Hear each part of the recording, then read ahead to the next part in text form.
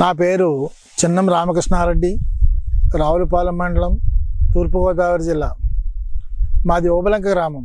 విజయదుర్గ ఆయుర్వేద క్లినిక్గా నేను గత 15 సంవత్సరాలుగా ఆయుర్వేద వైద్యంలో ఉన్నాను. ఆయుర్వేద వైద్యంలో తగ్గందంటూ ఏమీ లేదు.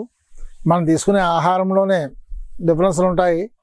ఆ తేడా అనేది ప్రతి వ్యాధిగ్రస్తునికి కూడా ఆరోగ్యమే మహాభాగ్యం అన్న రీతిలో మేము వైద్యం చేస్తున్నాము గత 15 సంవత్సరములుగా. వాత, పిత్త, కపాలు ప్రతి మనిషికి ఒక వ్యాధి వచ్చిందంటే వాత, పిత్త, కపాలను సరిచేస్తే ఆ వ్యాధి పూర్తిగా తీరుతుంది, పూర్తిగా నయమవుతుంది. వాతం ఎక్కువైతే ఒక రకమైన వ్యాధులు వస్తాయి, పిత్తం ఎక్కువైతే ఒక రకమైన వ్యాధులు వస్తాయి, కఫం ఎక్కువైతే ఒక రకమైన వ్యాధులు వస్తాయి. అందుచేత మాది గురు పారంపర్య వైద్యం అండి, గురువుల దగ్గర నేర్చుకున్నది. ఈరోజు మోకాళ్ళ నొప్పుల గురించి చెప్పుకుందాం. మోకాళ్ళ నొప్పులు ఇప్పుడు ప్రతి వయసుల వారికి కూడా వస్తున్నాయి. ఇంతకు మునుపు 100 సంవత్సరాలు బతికేవారు, జీవించేవారు మనిషి. ఇప్పుడు 70కో 80కో వచ్చేటప్పటికి వయసు కూడా పైబడినట్టుగా బాగా ముసలితనం వచ్చేస్తుంది.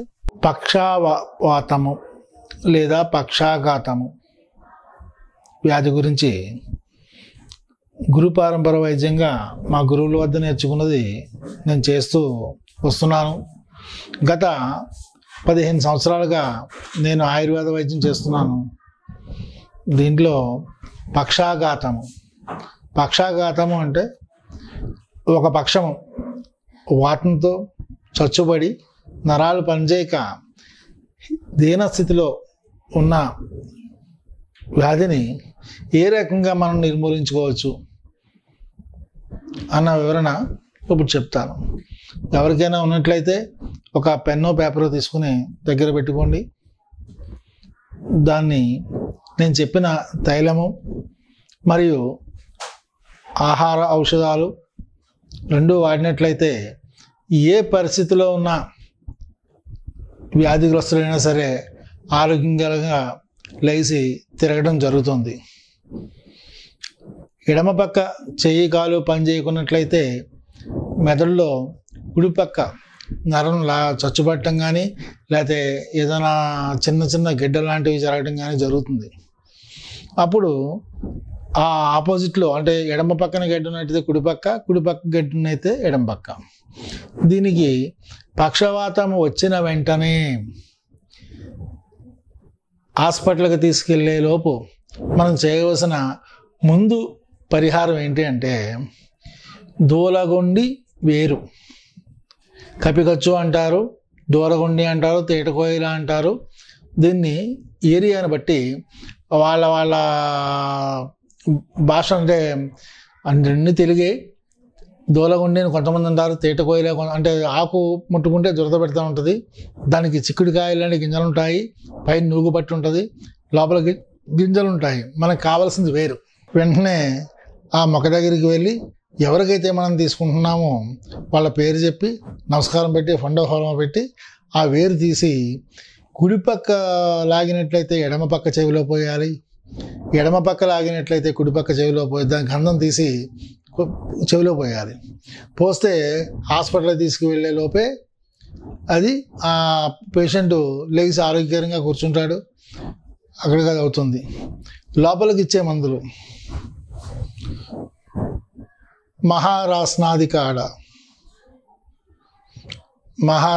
కాడ తీసుకుంటూ రస బైద్యనాథ్ వాళ్ళు అవ్వచ్చు, లేకపోతే డాబర్ వాళ్ళు అవ్వచ్చు, లేకపోతే దూది బాపేశ్వర వాళ్ళు అవ్వచ్చు, రస అలాగే క్లోరోఫిల్ డ్రాప్స్ వాడుకోవచ్చు. వాత గజాంకుశం వాతం వల్ల వచ్చింది కాబట్టి వాత గజాంకుశం కూడా వాడుకోవచ్చు.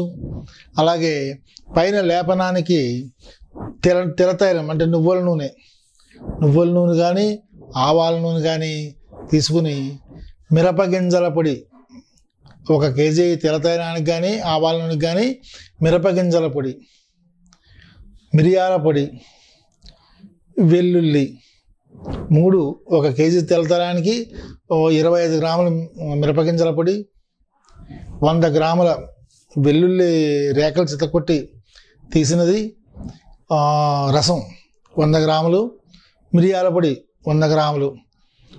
ఎలా చేయాలంటే తెల్లతైలం పొయ్యి మీద పెట్టి దాన్ని గోరువెచ్చని చేసిన తర్వాత వెల్లుల్లి వేసి మరిగించి, ఆ మరిగించిన దాన్ని వేడైన తర్వాత ఒక పొంగనిచ్చి తీసి దాన్ని వడబోసి, దాన్ని గోరువెచ్చగా అయిన తర్వాత మిరియాల పొడి వేసి అందులో మిరపపొడిని చల్లారిన తర్వాత కలపాలి.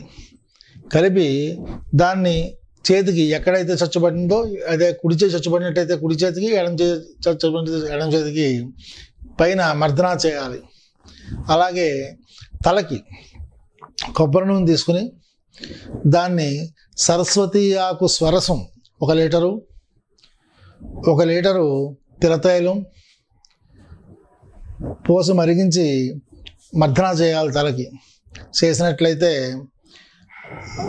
మెదడుకు వచ్చిన నరాలు చచ్చుబట్టం కానీ, లోపల గడ్డగా ఉండటం కానీ ఏదైనా కరిగి 15 రోజుల్లో రికవర్ అవుతారు. ఇది తగ్గే కొలది కూడా మనం ఎంతైతే బాగా మర్దనా చేస్తామో అలాగా చేస్తూ ఉంటే రికవరీ అవుతారు. వ్యాధి పూర్తిగా నిర్మూలన జరుగుద్ది. దాంతోపాటు